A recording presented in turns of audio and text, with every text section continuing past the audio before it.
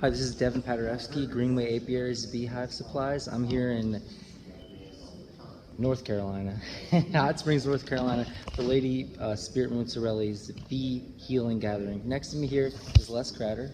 Hello. Hello. Top bar beekeeper. And I have a couple questions for him. I'm going to ask him here. I wrote a little interview for Lehigh Valley Beekeepers and Organic Beekeepers of Pennsylvania. So my first question here to you would be, how long have you been keeping bees? It's about 44 years since I was 15. That's awesome. Now, so. And in what regions have you kept your bees? Mostly New Mexico, but up in California, and then now I'm in Texas. But I've also worked with beekeepers in other countries. I see you've been traveling a lot, so you kind of have experience with it globally, I would say. Azerbaijan, Portugal, Ecuador. That's fantastic. Nicaragua.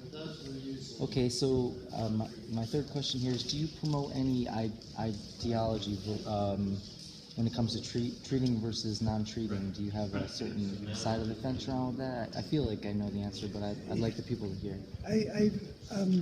As a kid, I started off thinking, why do we need antibiotics? It seems like bees have lived for thousands of years without antibiotics. And I learned how to keep bees without antibiotics. Turns out that antibiotics, if you give bees an antibiotic, you use up enzymes in her body that she would naturally use to detoxify her body. Then when she gets exposed to other toxins, she's all worn out of her enzymes. So antibiotics are bad for bees. Miticides are bad for bees. We've proven that they reduce queen fertility, queen longevity, worker longevity. So yeah, I strongly advocate. You have a clear opinion. A clear opinion that we can breed bees that don't need treatment, and that treatment in the long run is actually bad for the bees. Great.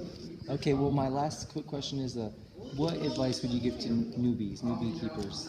There's a lot today. Yeah, I know there's a lot of new beekeepers. I'm really happy to see a lot of new beekeepers.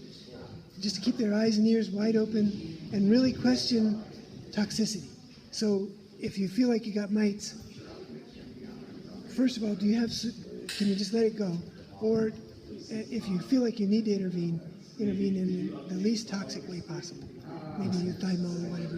And then the main, best long-term approach is requeen with resistance. So try to find good queens.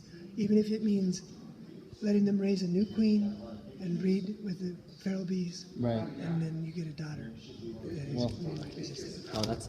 Thank you very much. That's awesome advice. Thank you. Thank you.